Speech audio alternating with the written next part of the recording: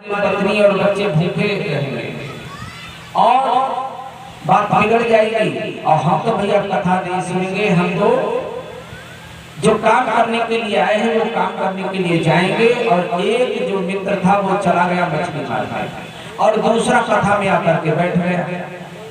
कथा में तो बैठ गया और कथा में बैठ गया और जो मित्र मछली मारने गया था तो फिर वो क्या सोच रहा कि कल बड़ी बड़ी मछली ढूंढ करके हम लोग आए थे, बड़ा अच्छा तालाब था, उसमें बड़ी मछलियां थी, आज वो हमारा मित्र अकेले ही सारी मछलियों को पकड़ लेगा। अरे हम इस कथा में बैठ गए।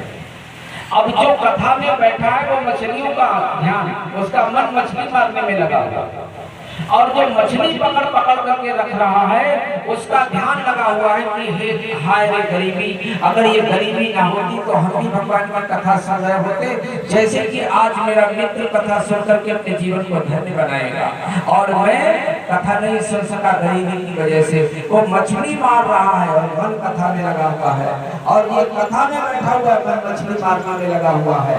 और कुछ इत्तेफाक ऐसा होता है कि दोनों भगवान के यहाँ मर करके पहुँचते हैं, फैसला होता है तो मछली मारने वाले को थोड़ी देर का स्वर्ग दिया जाता है और कथा सुनने वाले का नरक।